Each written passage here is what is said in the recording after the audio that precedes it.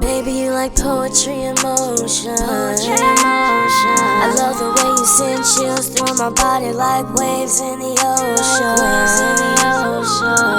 Got me in my feelings, I have lost all control. What's up, everybody? You're now tuned in to another episode of Let's Ride with Kris Jamez, and I'm sitting here with beautiful, the one and only Orionna, my beautiful wife. How you doing? I'm doing well. How are you, babe?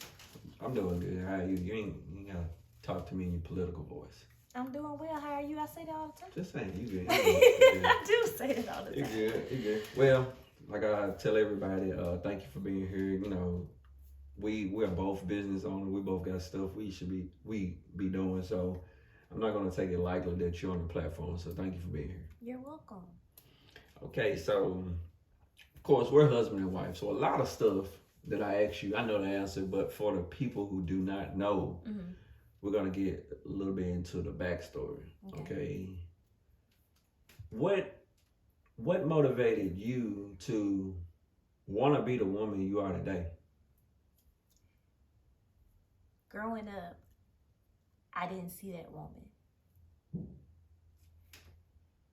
Growing up, I faced a lot of childhood trauma, and although my parents did what they had to do, my grandparents did what they had to do, and now that I'm older, I get that now.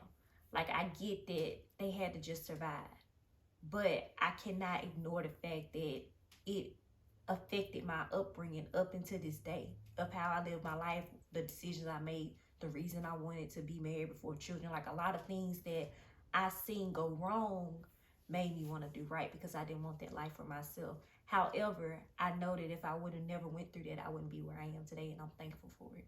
Yeah. So early in your age, a little bit before. Well, I'm pretty sure it was a little bit before you met me, but it could have been a year before. But you made a decision that your escape was going to be school. Yes.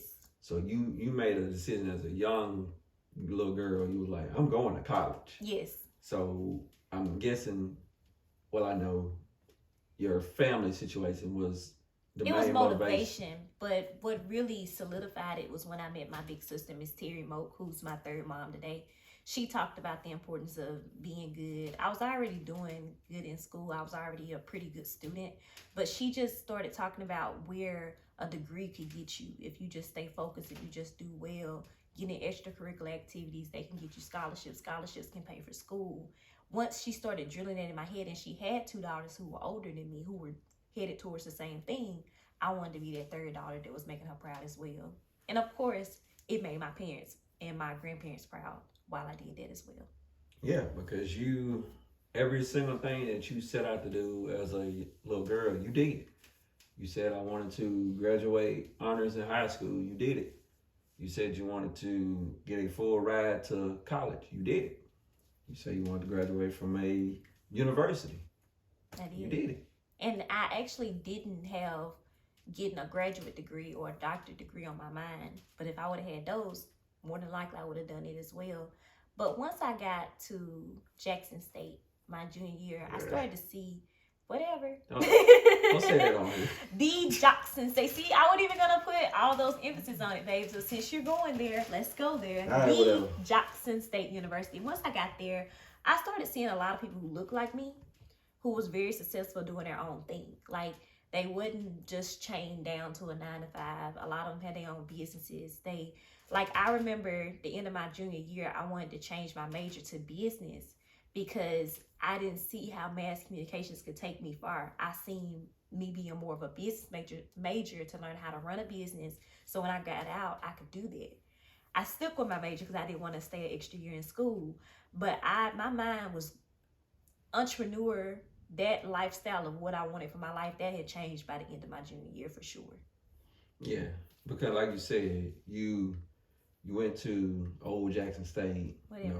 I ain't I love my old dear college it home. ain't the I love. It's the I love. I don't love it. But Jackson State wasn't your first choice.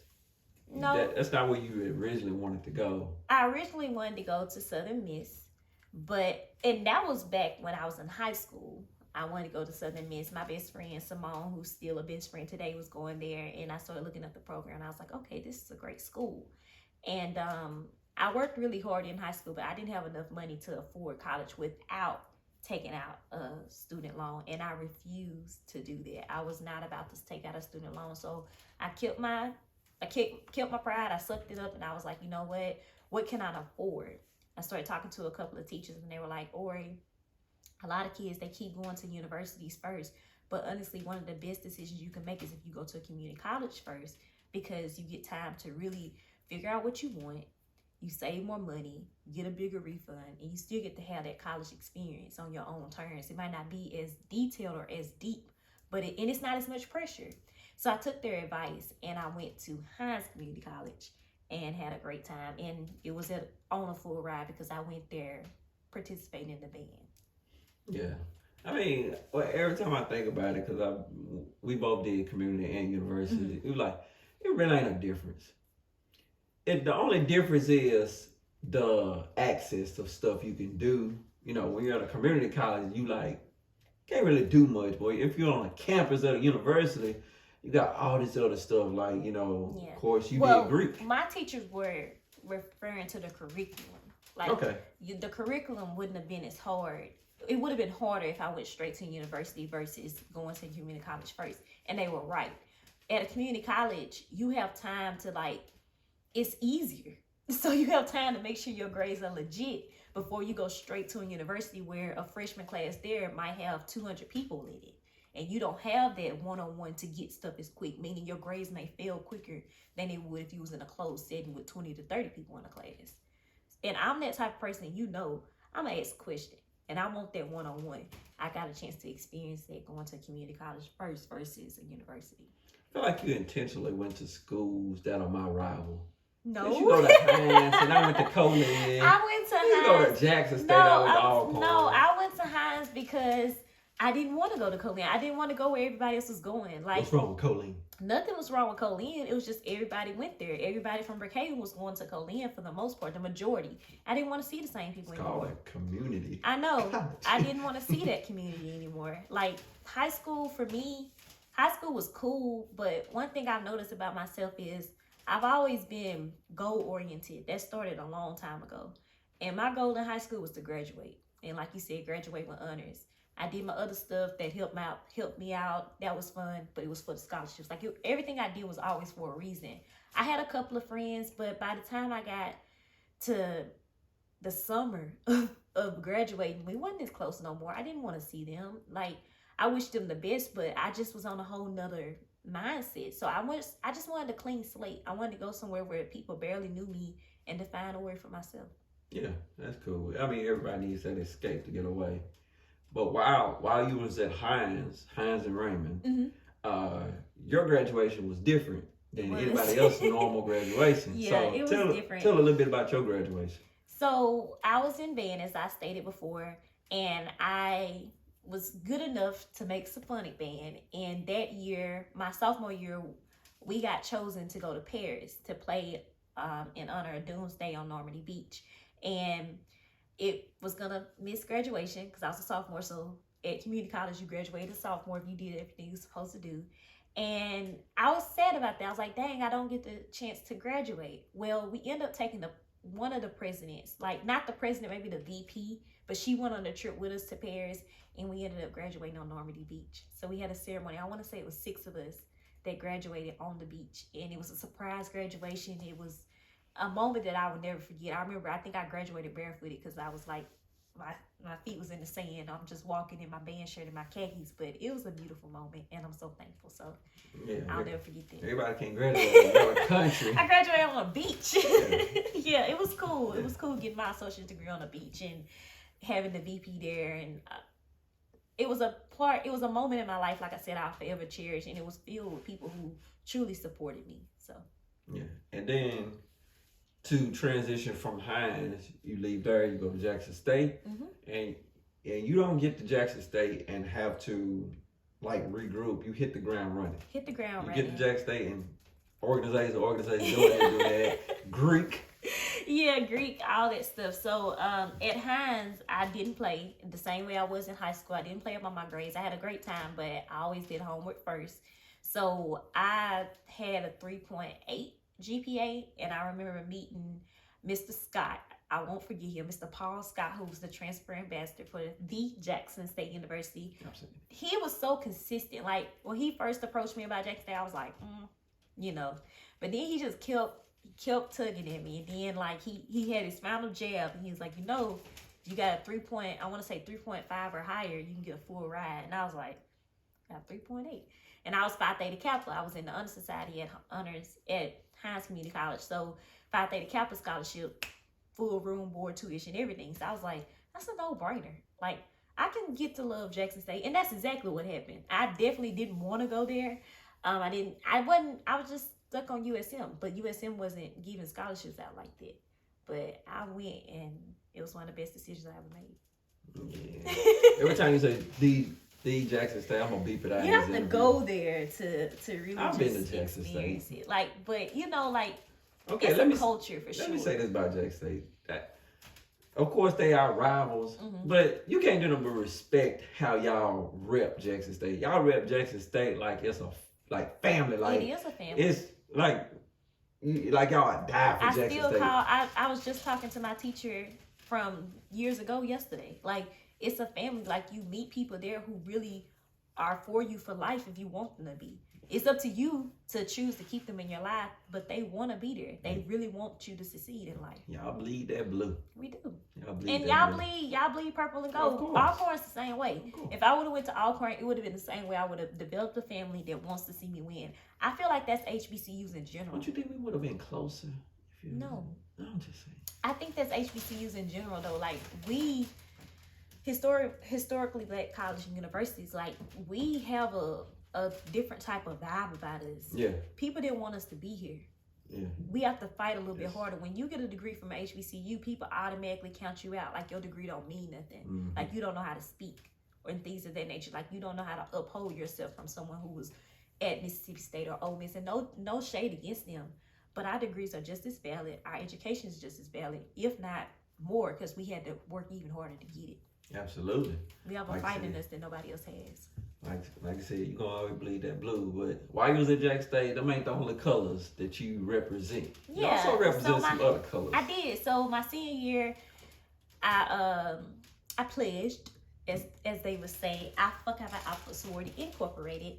That was fun. But the reason, I'm thankful for everything that I've done, and that was a great experience. But it happened my senior year, so I didn't get a chance to really get into it the way I wanted to. I'm forever an AKA, for sure. But a part of me wish we would have had the junior chapter, and I would have had, like, that. But like you said, I kind of hit the ground running. I was already in so much that by the time AKA came, it just made me more of a candidate to be a sorority member one day. So I still got pretty active my junior year, and then I topped it off with AKA my senior year.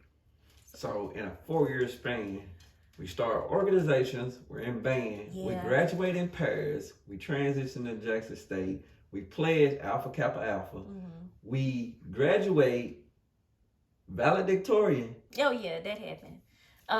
And who speaks at your graduation? Michelle Obama.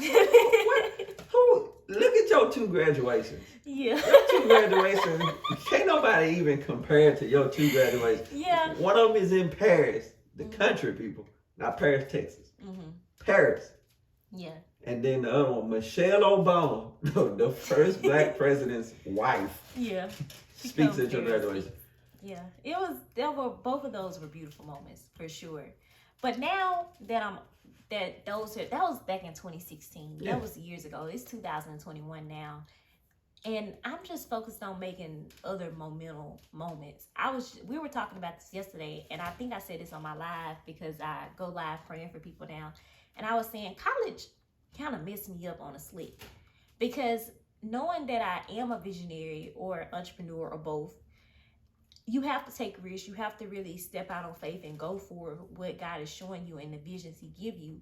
But as a student, as someone who worked hard, like, I graduated top of my class. I did it by following the system. I did my work. I did my homework. I studied. Like, I did what I was supposed to do. And because I did what I was supposed to do, those things happened. Now that I'm not in college anymore, just because I do what I'm supposed to do doesn't mean things are going to happen. It's not how the world works. And I'm thankful for my degree. I don't regret neither one of them. I worked my butt off for both. But now I'm trying to get to whole new levels in my life. That mantra that I had back then, the only part that I can take from it is just the grind. Yeah. But there's no deadline to the grind. Like in college, you know, for a semester, if you grind for 3-4 months, this happens. You graduate. I mean, you don't graduate. You pass those classes, you can move to next semester. That's not how life works. It might take 6 years of grinding before you go to the next level. And that's the part that I struggle with now. Your life can be compared to like an athlete. While you was in high school, you was top of your game. You was a top player. When you got the community college, you was a top player. So you got a scholarship to a bigger college. You got to Jack State, you was a top player. But now you graduated and you got to the league. It's a whole other story. It's a different story. And I'm not. That's not to say that I haven't did great things outside of college, because I have. You're still a great player. But it's not where I want it to be. But you're surrounded by other great players, and they move at a different pace. Yeah. But you got to move on your pace, because this is your career. Because now you're not college student anymore. Because if you think about it, that was really your only label. It was college student. Now it's entrepreneur, mom, wife. Yeah. Like. And all of those are out of order. Really is wife. It was wife, mom, entrepreneur. And before that, child of God. Kind of. Let's talk about the wife aspect. What was the hardest transition to become the wife, Orionna? Submitting. And I'm just being honest. Yeah. Like I've been in control of my own fate since I was like 13. But I mean, I don't want nobody to watch this interview and think I'm trying to down my people, because I'm not. I'm just being honest. Truth. I'm just speaking my truth. I'm still dealing with trauma and I'm still healing, and they know that.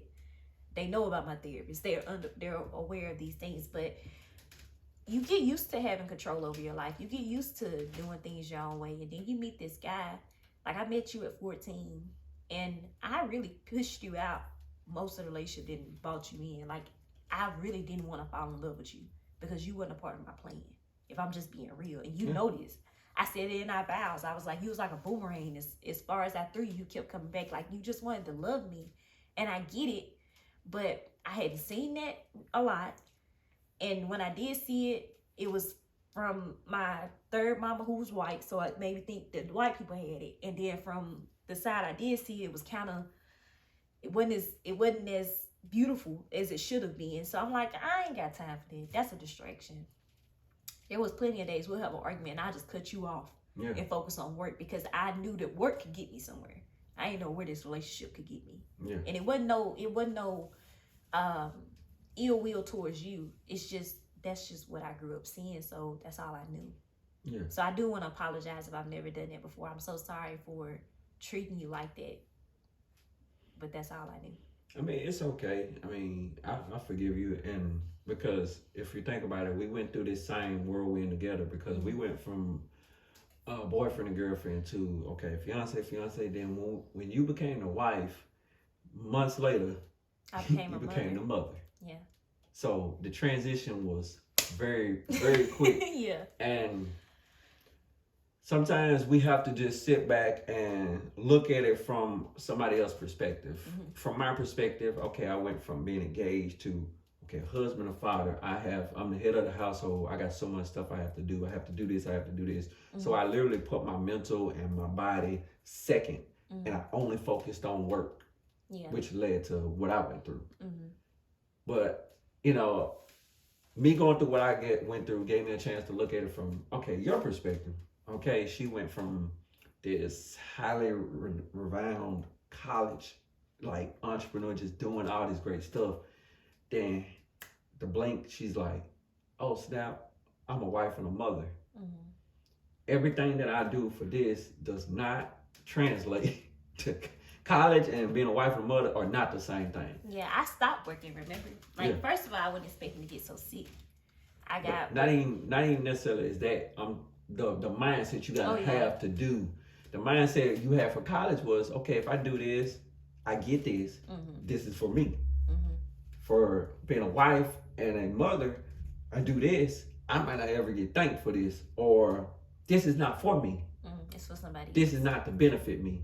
This is to benefit the people surrounding me.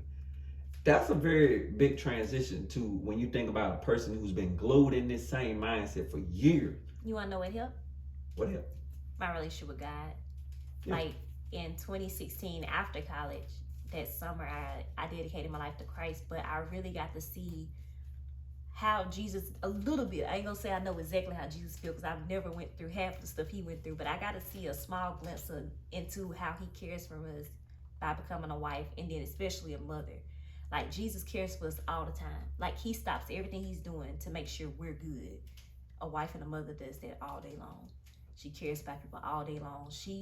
She's like, it's many nights where I'm the last one to go to sleep in our house. Many nights. Many nights I'm walking around making sure everything's good before I finally get into bed. And then I'm also the first to wake up.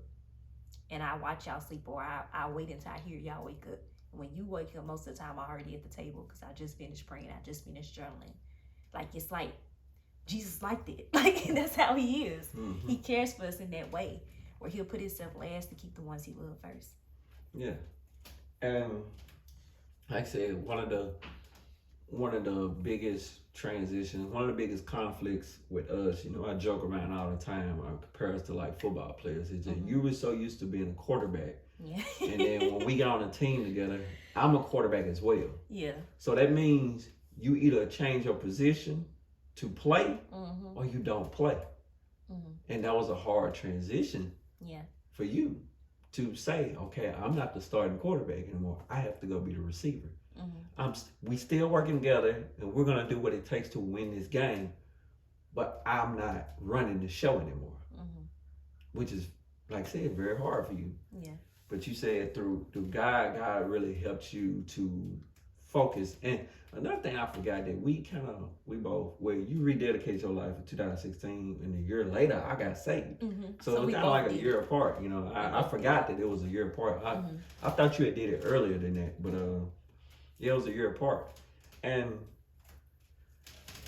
talk about that, because that was one thing you felt like once you did that, you felt like you was gonna lose a lot of people. I did. Oh my God. So I remember just reading about that. Like I told you, the first book I read was Proverbs. And the first person I thought of was you.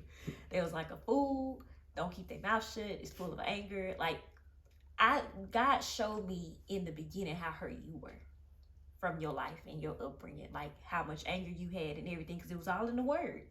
And at that time, you was just a fool because you hadn't became a Christian yet. You hadn't gave your life to Christ.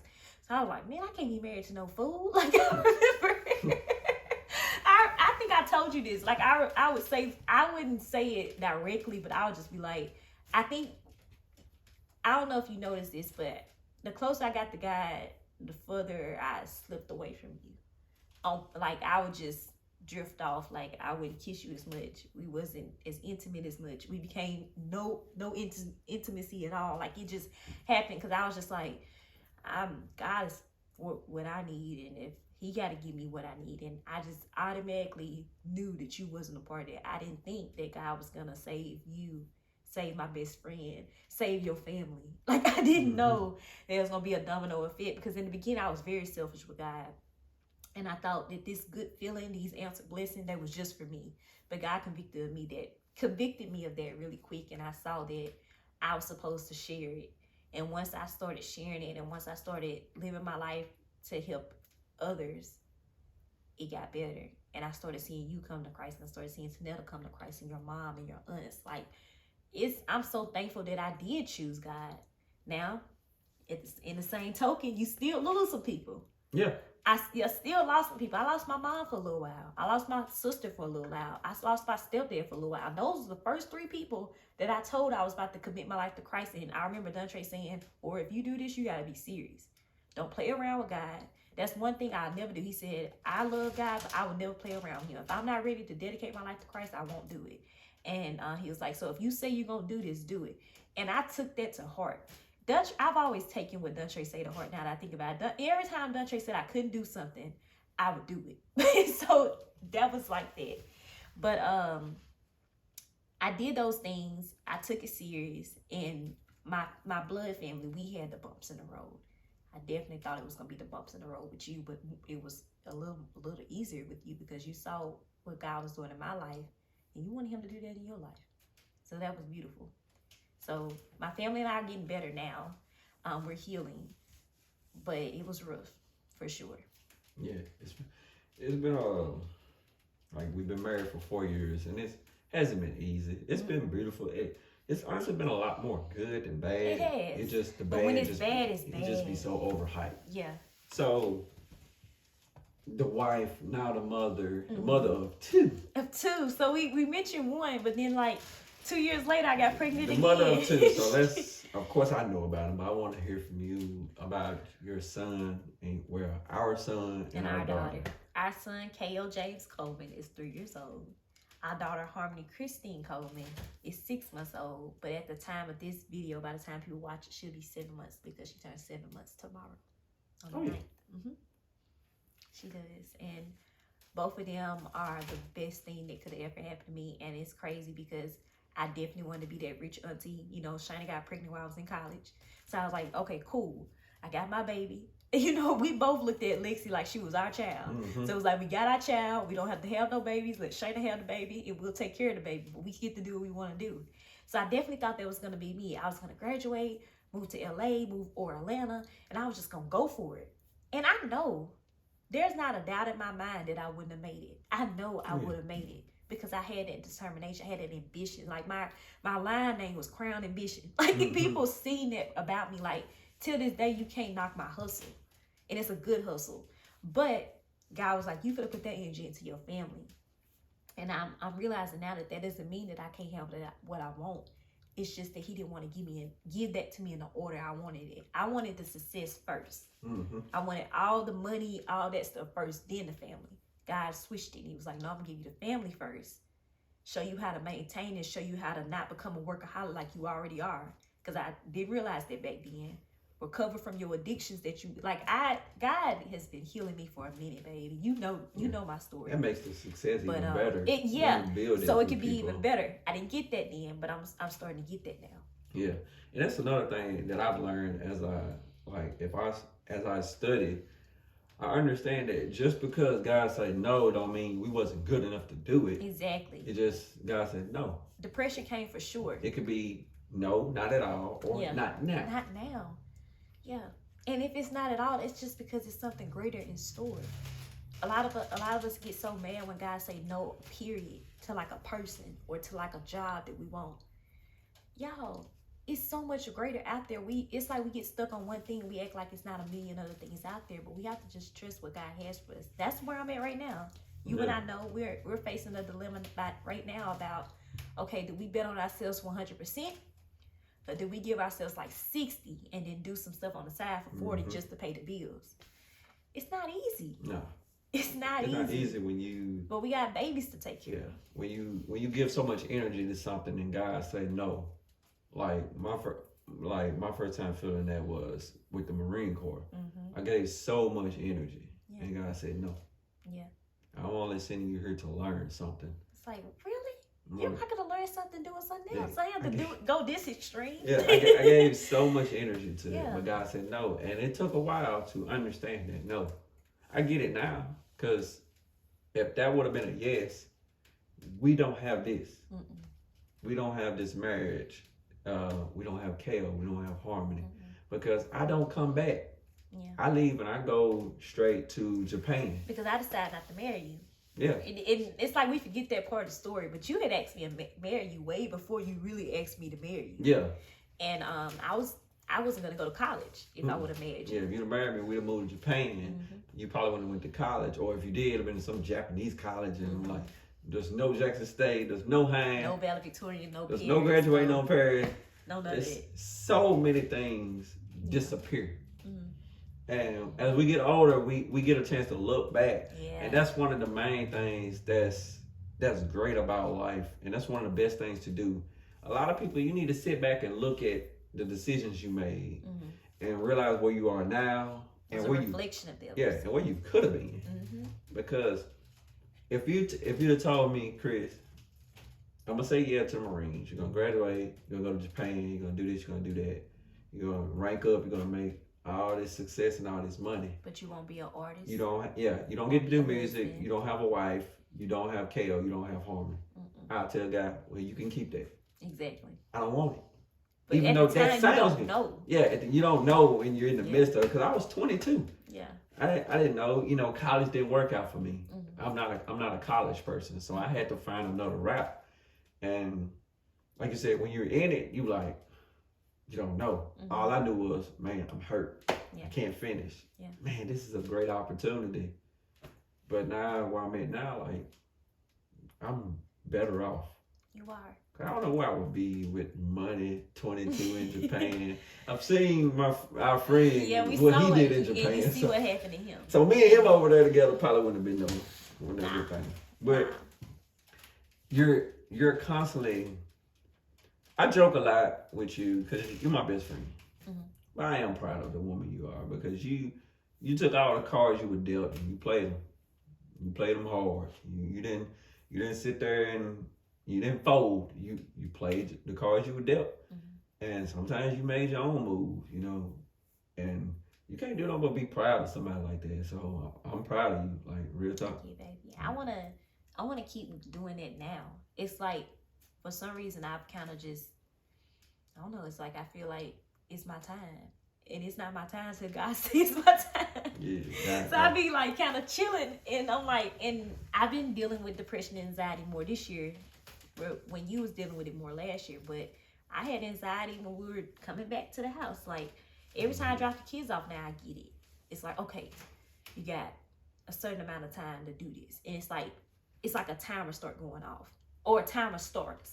And at 3 o'clock or whatever time we go get the kids, it's gonna go off. And I got this long to do this, and it's like anxiety just comes and it fills my body up, and I start to shake on the inside. I feel like crying. Like it gets really scary for me. And like when you look at me, when you see me with a blank stare, most of the time I'm dealing with the anxiety at the moment. We talk about all the time the realistic goals. Yeah. You need to lean more on realistic goals. You drop the kids off. If you just do one thing, you still did something. Yeah. And that's where we miss out as people. We miss out on so many.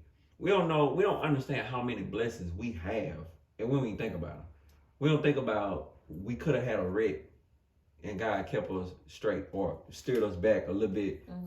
He steered us like 2 inches to the right, and we just missed that car. Mm-hmm. We don't think about that stuff like that. We don't think about all the things that God do for us daily. Mm-hmm.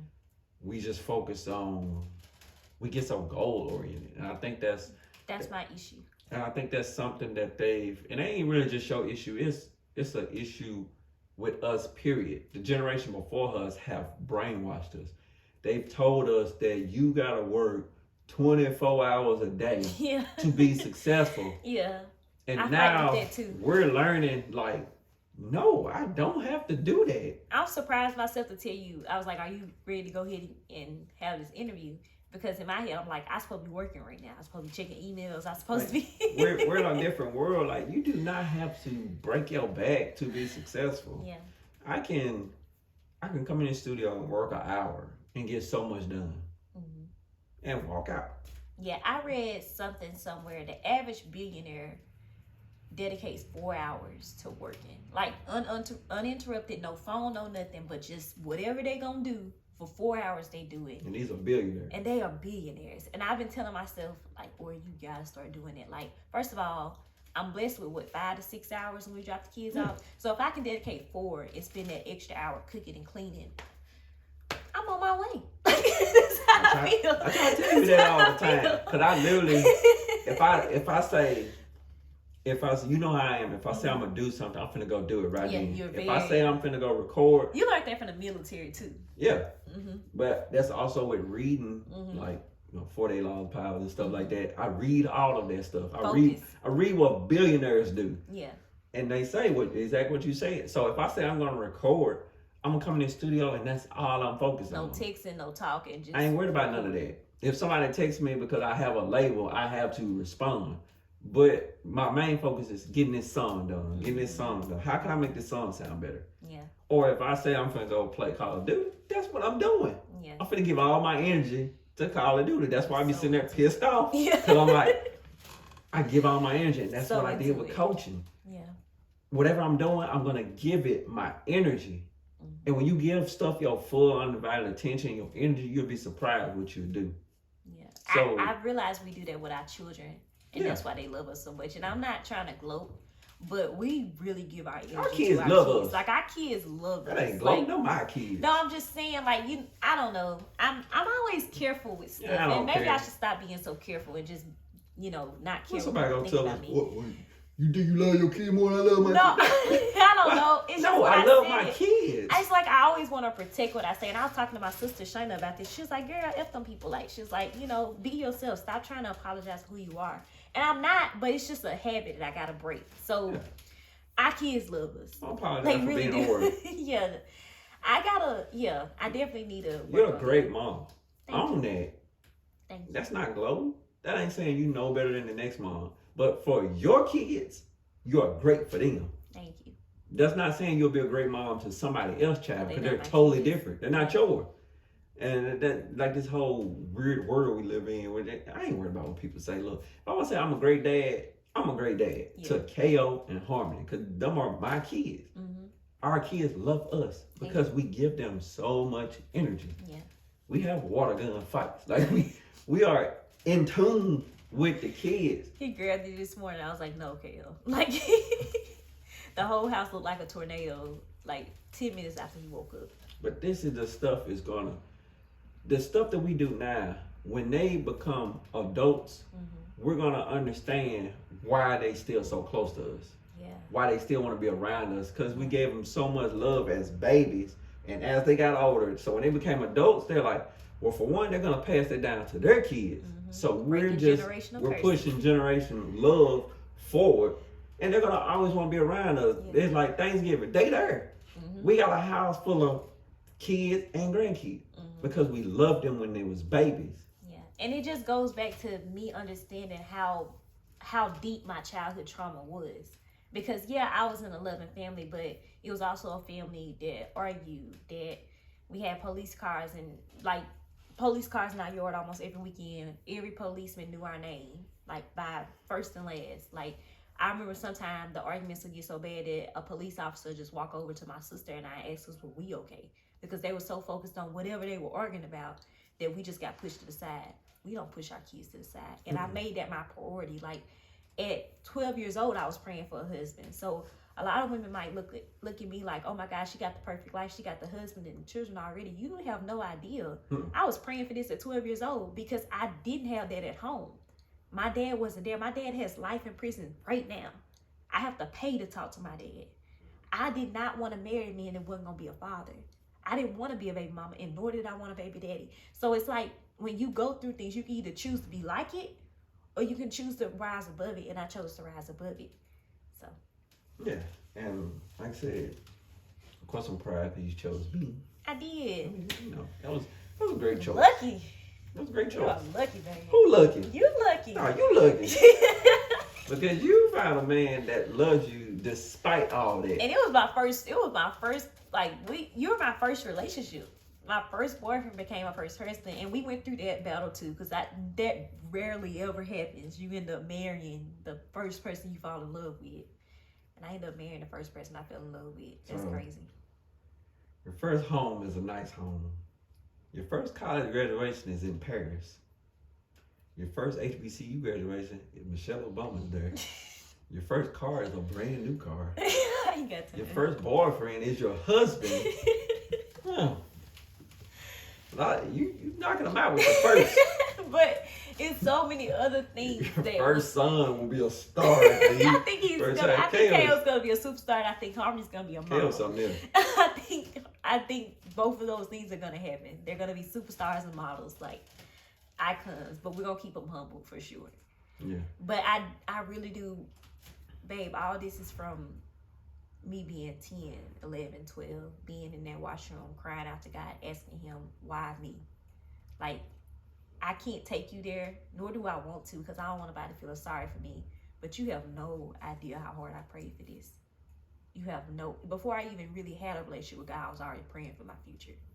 So I deserve this. Yeah. I do. And if anybody say I don't, forget them.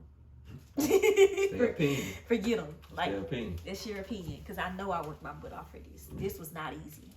at all. So as we get closer to the end, we need to talk a little bit about because we did a radio show together. We did.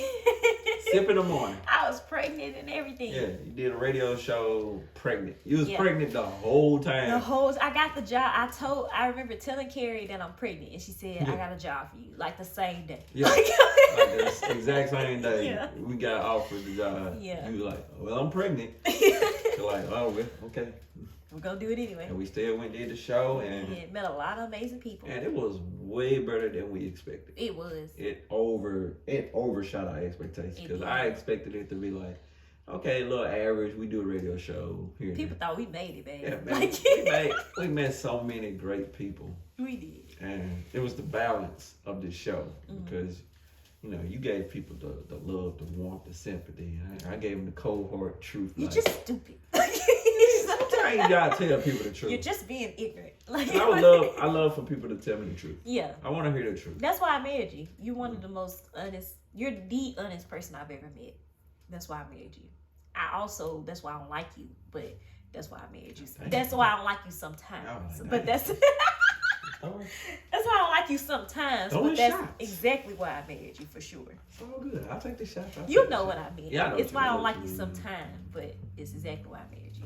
But overall, all the stuff we went through, from 14 and 17 to 31 and going on 28 now. Boyfriend, girlfriend, fiance, the college, the trips, the many restaurants we eating at, the hotels, the going to the shows, the trips to Atlanta, New Orleans, Florida, the arguments, the tears, the fighting, the hugs, the kisses. Everything we went through. Yeah. And here we are today. And couldn't be more proud of us. Sitting in our first studio. Yeah. That we worked for, like we did our business plan. We like people. If people really knew you, babe, they'll love you, but they won't take time to know you. If that makes sense, like they won't take time to know you, because if they really just took time to get to know both of us, but more particularly you, because you've admitted that I'm more likable, but because I have that personality. But they really just sat down and got a chance to talk to us, and they understood our story and how hard we worked for everything we got. They couldn't do nothing but respect us. Yeah. Period. And for the people that do know how hard we work, you just hating. Yeah. Because, like, you know that this didn't come overnight. Yeah. You know we put blood, sweat, and tears into our relationship, and we worked hard. And you just hating because you didn't do the same thing. And for those people, you can just go. You can keep on hating because you're showing us we're doing something right. Yeah. We turned Knock Out with Kris and Ori into Sip in the Morning. Literally. We've been doing it. We've been, like, we were already doing content. Like, we're not gloating. We're thanking God. Like, we're just praising God for what he's done. Like, people have no idea. They just don't know, man. They have no idea how hard we work. How many sleepless nights we went through. Yeah. I'm talking sleeping in cars, on these trips and stuff. Like, we went to Atlanta broke. We had plenty of times. Not just one time. We did it for you, and then, like, even before that happened, for me, like... we did it for the gala. But we did it for the gala. We went, like, we had enough money for gas there, eat one time, the hotel, and come back. And we was happy. We were so happy. In there chilling with millionaires. Yeah, because we knew we were going to be one day. Yeah. And we still know that. We still know that. God shows us in so many ways, and that's why I feel like with the dilemma I'm facing right now, it's like, okay, God, you wouldn't have blessed us with this if something wasn't going to happen from this building. Yeah. So I know something's going to happen. I know some great things coming. I just don't know when. But we never do know when. We just got to trust this time. Well, until they happen, let's enjoy the process. Yep. Well, I enjoy you like I always do. Love. You know, I ain't crazy about always hearing your voice, but yeah, I mean, you my wife. I got to hear your voice for the rest of my life, but it's all You good. asked me to be on the show. Yeah, because I feel like people need to just see this side of you. Yeah. They need to see you not being an interviewer sometimes. You need to be interviewed as well because you've done a lot of great things. Well, so I just want to highlight you. So thank you. You gonna ask what's next? That ain't none of their business. We just gonna do it. We just gonna do it, man. We just gonna do it. Just know we working on some things right now. We're working on some things for sure. Like, definitely. We working on something right now. So. And we have individual stuff too. Yeah, individual stuff, and then we got stuff we doing together. So they just tell them stay tuned. The hustle is infinite. Just tell them stay tuned. The hustle is infinite, so stay tuned because we can't stop, we won't stop. Quoted by Kitty. Thank you for being on the show. You're welcome. Of course, I love you, my beautiful wife. It's been another episode with Let's Rap with Kris James, and we out.